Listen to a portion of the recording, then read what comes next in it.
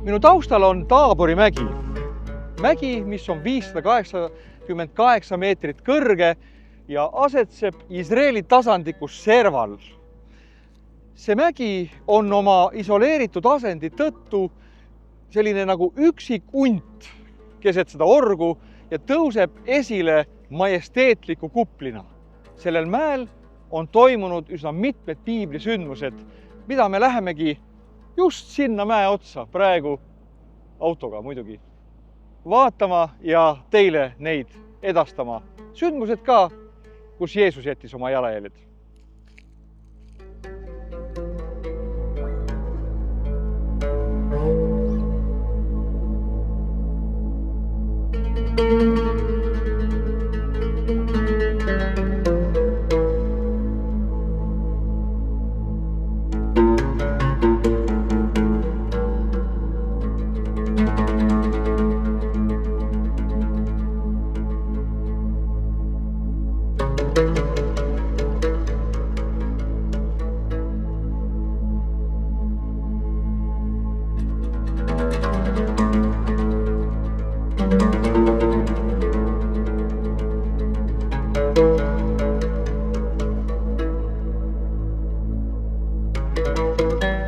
See koht tuli Jeesusele tema lapsepõlvest väga tuttav, sest see eristus selgesti muust maastikust, kui vaadata Natsareti mäeseljandikult ida poole.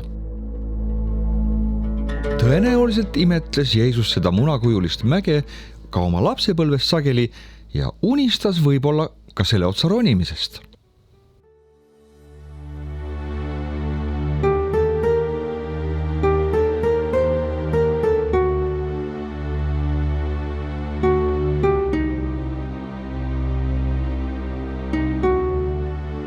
Mäkke ülesminek tähendas piibliaegadel suurt ettevõtmist. See sümboliseeris ülesronijale mitte passiivset orus kükitamist, vaid minemist üles valguse poole ehk ilmutuse poole. Ja kui keegi soovibki oma võimeid proovile panna jalgsi Taabori otsa ronides, siis see on täiesti võimalik, sest siin kõrval jookseb ilus kõnnitee, aga mugavam on seda siiski teha kas autoga või väikebussiga, nagu meie teeme seda. Jumal kutsub meid oma sõnast tõusma ülesse mäele. Kõige tuntum mäkker tõusja oli Mooses, kes veetis koos Jumalaga mäel lausa 2 korda 40 päeva. Mooses ronis ka oma elu lõpus Nebo mäele, kust nägi oma viimast vaadet tõotatud maale.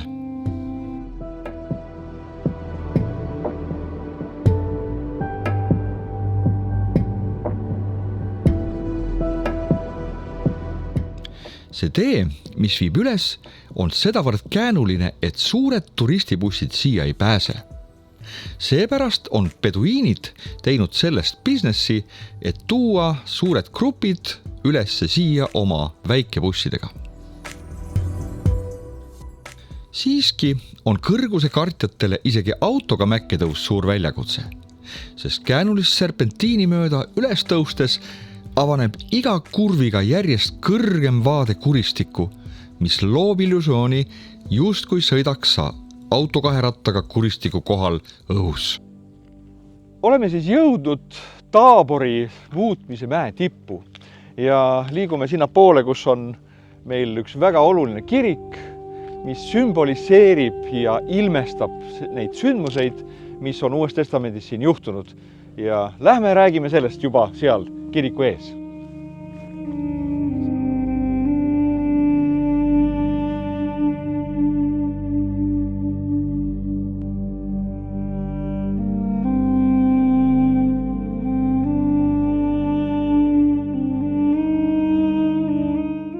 Ent arvata 8 päeva pärast neid kõnesid sündis, et ta võttis enesega Peetruse ja Johannese ja Jakobuse ja läks mäele palvetama. Ja kui ta palvetas, muutus tema näoilmed teistsuguseks ja tema riietus läks valgeks ja hiilgavaks. Ja vaata, 2 meest kõnelesid temaga, need olid Mooses ja Eelia. Nemad olid ilmunud auhiilguses ja kõnelesid tema eluotsast, mis tal Jeruusalemmas tuli täide saata. aga Peetrus ja ta kaaslased olid suikunud raskesse unne. Ent üles ärgates nad nägid tema auhiilgust ja neid 2 meest seisvat tema juures. Kui siis need temast olid lahkumas, ütles Peetrus Jeesusele: õpetaja, siin on meil hea olla. Teeme 3 telki, 1 sinule, 1 Moosesele ja 1 Eeliale. Kuid ta ei teadnud, mida ta rääkis. Aga kui ta seda rääkis, tekkis pilv ja varjas nad ja nemad kartsid pilve sisse jõudes. Ja hääl kostis pilvest ning ütles: see on minu äravalitud poeg, teda kuulake. Ja kui see hääl oli kostnud, leiti Jeesus üksi olevat ja nad olid vait ega kuulutanud neil päevil kellelegi midagi sellest, mida nad olid näinud. Siia mäe tippu jõudes tervitavad meid siin paljud ajaloolised varemed, mis kõnelevad meile ristisõdijate kui ka juudi ülestõusu aegsetest sündmustest. Muuseas, siin sõdis roomlastega ka hilisem juudi ajaloo kroonik, väepealik Jossif Flavius, keda täna tunneme Jossifuse nimega.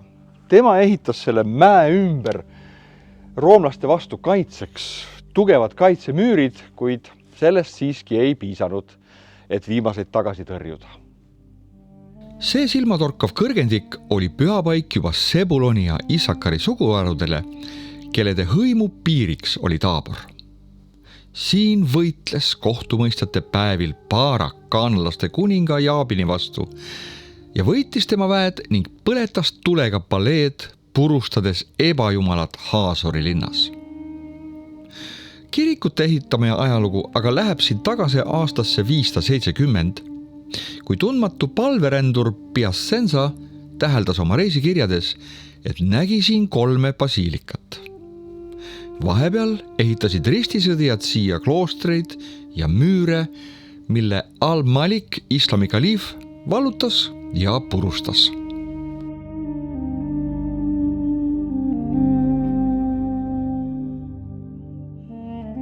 Viimased kulmineeruvad sündmused algasid siin aga 19. sajandi keskel, kui siinse territooriumi haldusõiguse said ottomanidelt frantsiskaanlased.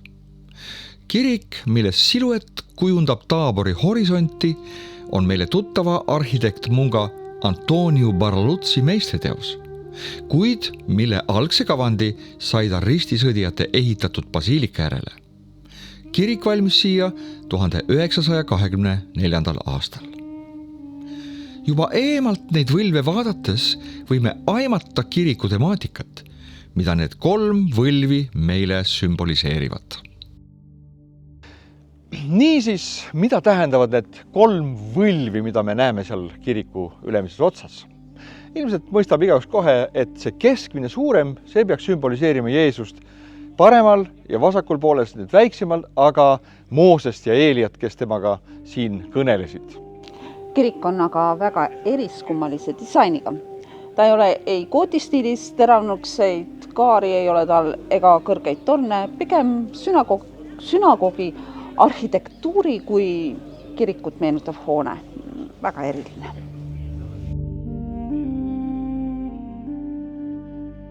Alles kirikusse sisenedes näeme päriselt, milline meistriteos see on. Siin on omavahel väga meisterlikult kombineeritud selle sündmuse temaatikat arhitektuurisse ja mosaiikidesse. Eriliselt tõuseb esile kiriku puust lagi. Vaadates altari suunas näeme jälle sama, mis väljast. Keskmine suurem võlv on Jeesuse temaatiline, ühel pool väiksem võlv Moosese ja teisel pool Eeliale pühendatud. Sama on ka kiriku tagaosas. Kummalgi pool välisust on 2 väikest kabelikest, üks Moosese ja teine Eelia temaatiline.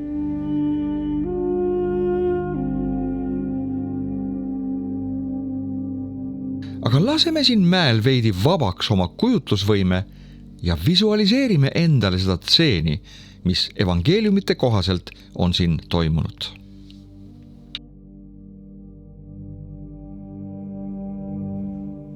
Jeesus võttis siia kaasa oma jüngritest 3, Peetruse, Jakobuse ja Johannese. Need 3 olid temaga väga tihti kaasas, kui Jeesus läks ühele erilisele missioonile. Vaid need 3 olid temaga kaasas siis, kui ta läks näiteks Jairuse kotta tema tütart surrust üles äratama ja ka siis, kui Jeesus vajas palvetuge oma viimastel tundidel Getsemanis, olid need 3 seal temaga. Ei oleks õige öelda, et need olid Jeesuse lemmikud 12. Pigem nad olid need, kellest ta nägi erilisemat potentsiaali kui muudes ja nii ta panustaski neisse enam kui teistesse. Getsemanis ja Jairuse kojas vajas ta nendelt ka palvetoetust oma raskel tunnil, kuid miskipärast jäid nad alati kõige olulisemal hetkel magama. Ilmselt ei tunnetanud nad olukorra tõsidust, et keskenduda ja olla ärkvel. Inimlikult võiks neid mõista, sest Jeesuse teenistus oli väga intensiivne. Nad reisisid palju, pidevalt oli rahva kokkuvool ja kui ka meie oleksime siia mäeotsa jala roninud, siis oleksime kindlasti füüsiliselt väga väsinud ja vajaks kas või väikestki powernappi. Seepärast võimegi siin ette kujutada pilti, kuidas Jeesus palvetas ja tema eliitüksus magas sügavalt. Kui lubame elu kiirusel end magama uinutada, siis me ei taju neid olulisi hetki, millal me peaks oma väsimust ületama ja palvetama, sõna uurima, Jumalat otsima. Meiegi jääme kergesti magama elu kiiruse ja rutiini unne. Siis sahmime ringi ilma palvetamata ja kui vajame midagi Jumalalt, siis laseme seda teha kas oma pastoril või mõnel külalisjutlustajal enda eest. Ole ärkvel, ära maga.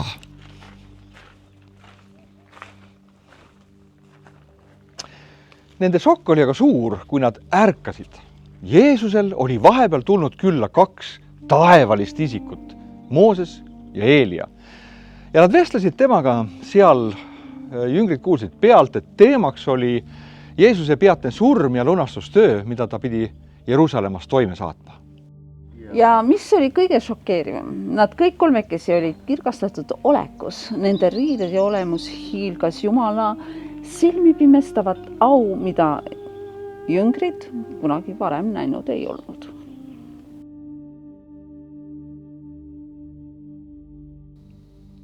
Hämmastav on see, et nad kuulasid seda vestlust pealt detailides, kuid kui nad hiljem mäelt alla laskusid ja Jeruusalemma läksid ja see kõik hakkas täide minema, siis olid nad selle kuidagi unustanud. Kui Peetrus jooksis Jeesuse tühja hauda, siis ta imestas, et Jeesust ei olnudki seal, kuigi siin ta kuulis neid kõigest sellest räägitavat. Ma usun, et ka meie elus on samuti vahel nii, et kui me midagi vahest loeme Jumala sõnast, ei ütle sellel hetkel see meile mitte midagi. Me võime vahest isegi selle unustada, kuid kui tuleb üks õige moment, siis Jumala vaim justkui õngitseb selle meie seest välja ja siis on meil selline justkui moment.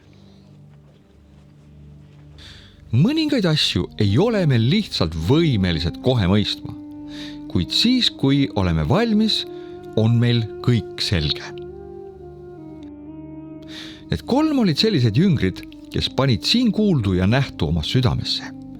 Kuigi sellel hetkel nad unustasid kõik, kuid hiljem, kui Jumal nende arusaamise avas, siis mõistis Peetrus ja oskas selle nähtud kogemuse panna kui pusletüki tervikpilti. Sest me ei ole issanda Jeesuse Kristuse väge ja tulemist teile teatavaks tehes mitte järginud kavalasti sebitsetud tühje jutte, vaid me oleme ise oma silmaga näinud tema suurt aulisust. Sest tema sai Jumalalt isalt au ja austust kõige kõrgemalt ault, kui temale kostis niisugune hääl. See on minu armas poeg, kellest mul on hea meel. Ja selle hääle me kuulsime taevast tulevat, olles ühes temaga pühal mäel. Ja meil on veel kindlam prohvetlik sõna ja te teete hästi, et te seda tähele panete, kui küünalt, mis paistab pimedas paigas, kuni päev jõuab kätte ning koidutäht tõuseb teie südameis. ja see olgu teile kõigepealt teada, et ükski prohveti kuulutuskirjas ei ole omavoolilise seletuse jaoks. Minul tekib kohe üks küsimus. Miks saatis taevas just Moosese ja Eelia, kui tavaliselt muudes kohtades Jumal saatis ingel Gabrieli? Mooses oli esimese lepingu vahemees, kelle kaudu andis Jumal rahvale oma sõna ja tegi teatavaks oma tahte. Eelia oli prohvetite isa. Jumal kasutas teda suurte imede ja tunnustähtede tegemisel ning rahvas südamete tagasi pööramisel elava Jumala poole. Niisiis olid neis kahes esindatud nii Jumala sõna kui Jumala üleloomulikud ilmingud ja ettekuulutused. Ärge arvake, et ma olen tulnud tühistama käsuõpetust või prohveteid. Ma ei ole tulnud neid tühistama, vaid täitma. Sest tõesti ma ütlen teile, kuni kaob taevas ja maa, ei kao käsuõpetusest mitte ühtki tähekest või ühtki märgikest, enne kui kõik on sündinud. Siin mäel kohtusid Jumala sõnasaadik ja prohvetluse vaimusaadik. Mooses kõneles Jeesusele sellest, mis oli öeldud tema kannatuse ja surma kohta detailselt Jumala sõnas ja Eelia sellest, mis oli ette profeteeritud temast. Milline kinnitus see võis olla Jeesusele, kes tunnetas endas selle elu eesmärgi täitumist, et nüüd on selleks nagu kinnitus tulnud ka otse Jumala käest, Jumala saadikute poolt, keda taevas on temani saatnud. Jumala sõna ja Jumala prohvetid on täna need kaks, kes on meie sees oleva püha vaimu tunnistuse kõige kindlamad kinnitajad. Jumal kasutab neid kahte meie kasuks veel tänagi. Sageli arvame, et prohvetid ennustavad meile tulevikku, mida me ei tea. Kuid Jeesus teadis oma vaimus juba ammu, et ta läheb Jeruusalemma ja seal see juhtub. Ta vajas vaid kinnitust. Meie vajame kinnitust. Kuid poolkoomiline on see, mis edasi hakkas juhtuma. Peetrus, nähes, et Mooses ja Eelia olid lahkumas, hüüab Jeesusele: siin on hea olla, õpetaja. Las ma ehitan siia teile lehtmajad. Me võime Peetruse käitumise panna unest ärkamise segaduse arvele, kuid tegelikult teadis Peetrus väga hästi, mida ta kõneles. Nimelt toimus see sündmus lehtmajade pühade aegu, kui üle Iisraeli ehitati looduslikust materjalist lehtmaju ja elati nendes nädala aja jooksul. See oli Jumala seotud püha Iisraelile, kus nad pidid elama lehtmajades, meenutades seda, et nad olid kord olnud Egiptuse orjusest pääsenud ja nüüd pidid ajutistes majakestes, mida nad ise olid teinud, elama. Kuid mis seob selle sündmuse juudi traditsioonilise lehtmajade püha traditsiooniga? On, et lehtmajade püha ajal sooviti teineteisele järgmist. Soovin, et sulle tuleks külla Abraham, Iisak või Jaakob või enne neid elanud pühakud. Kujuta ette selle pildi varal Peetruse juudi mõtlemist, mis tõlgendas külaliste saabumist nii, et meile tulidki külla Mooses ja Eelia, nagu me oleme kogu aeg seda uskunud, kuid meil ei olnud lehtmajadki nende jaoks valmis. Neid varjas midagi, mida on pealtnägijad kirjeldanud pilvena, ilmselt parim sõna inimkeeles. Sellist pilve on kirjeldatud Jumala kohaloleku ilmumisel nii esimeses kui ka teises lepingus. Kuid see ei olnud vihmapilv, nagu meie võiks seda ette kujutada, vaid see oli otse kui loor, millesse Jumal ennast mähkis, kui ta ennast inimestele ilmutas. Ilma selle katteloorita oleks ta auhiilgus lihas elavatele inimestele mõjunud ilmselt surmavalt. Kui pilv neid endasse haaras, tundsid nad hirmu, kuid taas kostis Jumala isa julgustav hääl. See on minu armas poeg, teda kuulake. Nii lihtne see ongi. Kuuletu Jeesusele ja kõik su elus läheb hästi.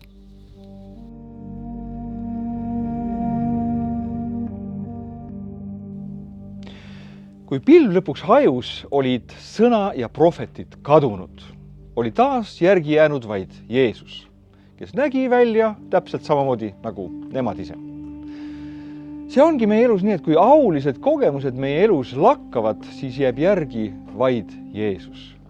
Kõik auline, see tuleb, see läheb, kuid Jeesus on meiega oma tõotuse kohaselt alati. Meil on siin väga hea olla ja Jeesus on meiega. Jumala võimsas kohalolekus on alati nii hea olla ja sellest ei tahagi siit lahkuda. Kindlasti oleme seda kogenud kas mõnel teenistusel või siis üksi olles Jumalaga kõneldes, kui tema vaimu lähedus on eriliselt ligi. Sealt ei taha kiiresti lahkuda. Tõepoolest võiks teha lehtmaja ja jääda sinna elama.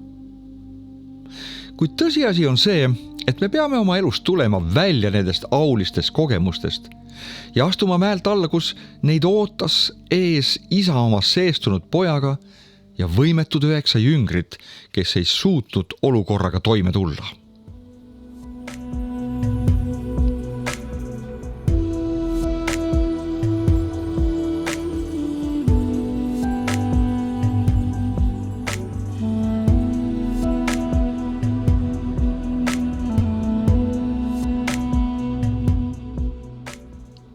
Sõites alla Taaborilt teeme tavaliselt veel ühe peatuse, et vaadata alla orgu ja mõelda 3 piibli isikule, kellega see mäetipp on veel kuulsust kogunud.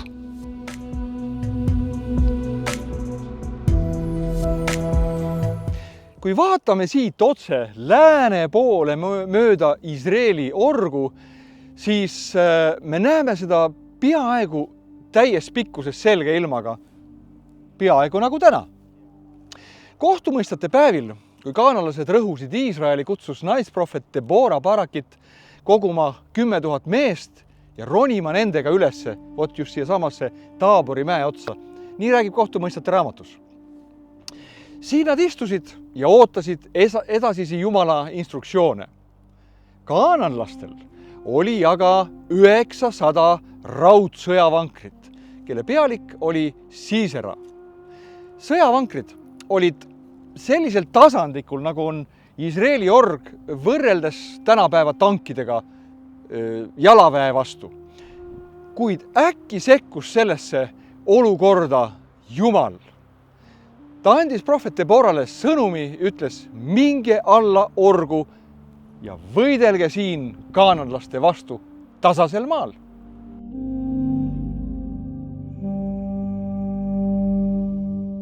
Nad kuuletusidki Jumalale ja astusid nendes suunas kihutavatele vankritele vastu, nii et tolmupilv tuiskas. Kas see oli enesetapumissioon? Kuid siis juhtus midagi ennekuulmatut. Äkki tõusis torm ja hakkas tugevalt sadama. Oleme ise näinud, kui äkki siin sellised tormid tõusevad. Hetkega saab tolmust mudane maapind. See sai siin orus Kaanani armees surnuaiaks, kui nende vankrid mutta kinni jäid ja Iisraeli rahvas sai taas vabastatud kaananlaste ikke alt.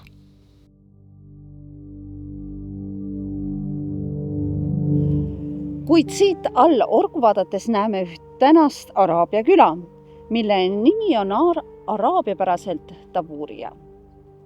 See on seal all. Ja heebrea keeles on see Debora ja meie keeles siis Debora. See küla on saanud oma nime oma naisprohvet Debora järgi.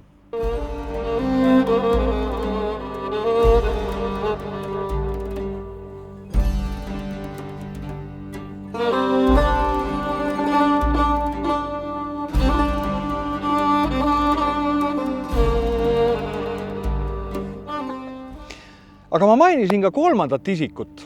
Räägime siis ka temast. Tema nimi on Gideon, kohtumõistja, kellest meile räägib Kohtumõistjate raamat. Kui me vaatame siit nüüd lõuna suunas, siis me näeme enda taustal mäge, mille nimi on Har Moreh, ehk siis Moree mägi, mis tõlkes tähendab õpetaja mägi. see mägi räägib meile Gideoni lugu, kuidas Jumal kutsus teda võitlema Amalekkide koalitsiooniarmeega, kes röövisid Iisraeli iga aasta paljaks, jätmata neile vaesekestele järele mitte mingisugust toidust. kohtumõistjate raamat maalib meile pildi nende üüratust kaamelitel ratsutavast armeest, keda oli kui liiva mere ääres ja nad täitsid kogu selle oru, olles laagris Moree mäe ümber. Gideon oma sulase puuraga läksid luurele nende laagrisse ja nad kuulsid, kuidas keegi sõdur oli näinud unes, et üks kakuke veeres ja lükkas ümber Midjani telgid. Nad tõlgendasid seda kakku Gideonina, kes nad lahingus võidab. Saades julgust läks Gideon nende vastu vaid 300 valitud mehega.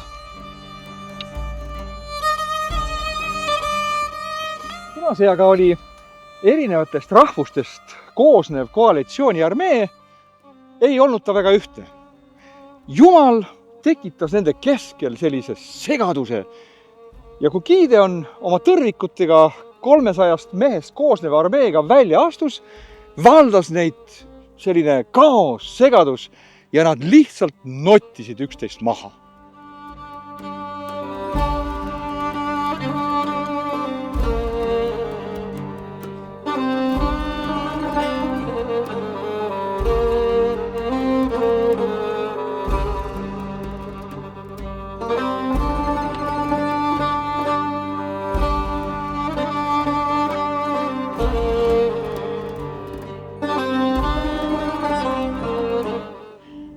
Milline imeline paik on täna see Taabori mägi, kus kõik need piiblitseenid on meil nii elavalt otse kui maastikusse maalitud, otse kui toimuks see täna meie peopesel.